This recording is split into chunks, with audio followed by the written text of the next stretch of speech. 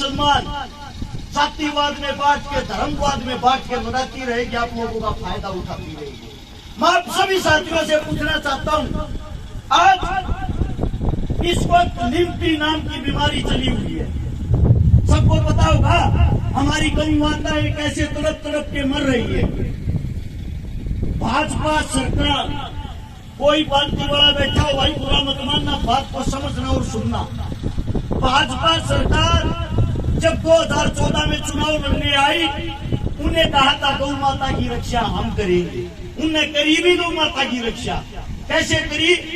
Bharat 20वें number पर था गाय का मीट बेचने में, जिसको बीफ कहते हैं।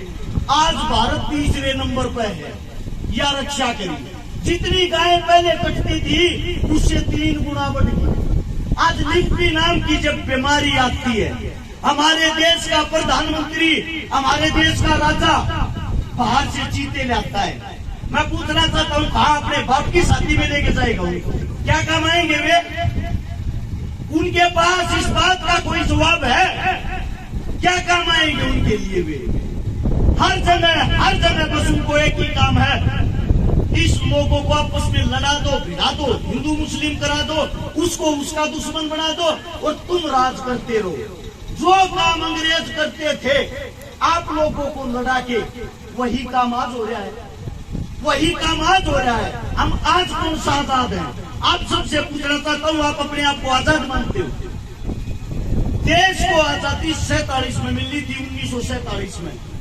उसके पूरे 4 साल बाद 1951 में शहीद चंद्रशेखर की माता जी की मृत्यु हुई थी, देहांत हुआ था। चंद्रशेखर की मां, नाम देखो कितना बड़ा, देश का क्रांतिकारी योद्धा, उसकी माता जी की मूर्ति तक नहीं लगने दी थी आप लोगों की सरकार ने, आप लोगों के प्रधानमंत्री ने। पता है क्यों? इसलिए अगर इसकी मूर्ति लग गई, लगने के बाद इनकी क्रांतिकारी विचारधारा फिर ऊपर आ जाएगी। आप लोगों को नहीं पता हो, भगत सिंह, चंद्रशेखर जब हमारे बीच नहीं रहे, उनके 50,000 साथी अंग्रेजों ने ढूंढ ढूंढ के बुरी तरह तड़पा के मारे। वही हालात आज हो रखे हैं। जब आप लोगों के पास में आपका कोई साथी तड़पता है, आपकी गौ माता आज बुरे तौर से जूझ रही है, कहां चले गए भाई आज वे गौ रक्षक? वे गौ रक्षक जो पार्टियों में, उनकी बातें कर रहा हूं मैं, इनकी नहीं। ये जो सदैव अपना कार्य करते आए हैं, जो आज भी संभाल रहे, मैं हर एक पार्टी की बातें कर रहा हूँ। कहाँ है वे पार्टियां? कहाँ है उन पार्टियों के MP MLA? सिर्फ क्या उनको राजनीति करने के लिए और वोट मांगने के लिए गाय याद आती है? कोई मुद्दा बनाना हो, भाई से लड़ाना हो, तभी गौ माता को उठा लाएंगे। हर टीवी चैनल पे 3 दिन से ये चल रही है खबर, आज चीते ने इतना भाग्या, आज चीते ने इतना भाग्या, आज चीता इतना थोड़े। क्या कमाएगा वो चीता?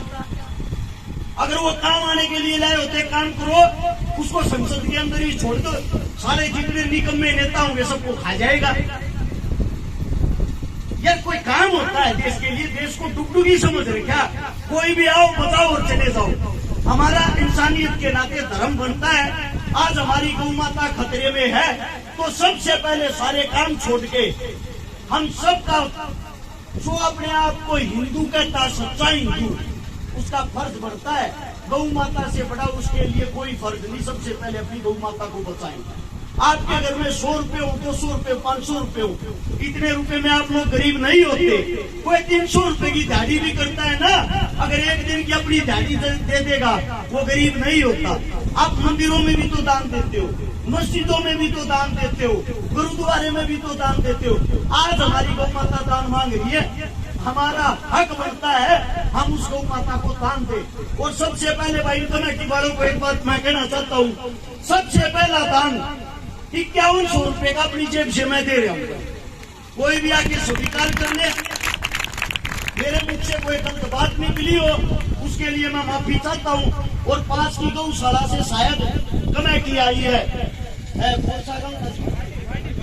पाड़ी गांव से कमेटी आई है भाई। 5100 रुपये इस गांव को, 5100 रुपये उस गांव वालों को दे रहा हूँ। आपका बच्चा हूँ, आपके बीच कहूँ मैं, कोई नेता मंत्री तो हूँ नहीं।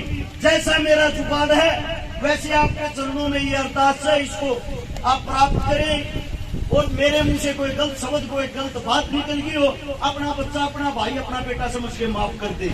अगर मेरी बात आप लोगों को अच्छी लगी हो तो एक बारी नारा लगाएंगे इंकलाब का और गौ माता का। तैयार हो? बोलो इंकलाब, इंकलाब, गौ माता की, गौ माता की। धन्यवाद आप सबका।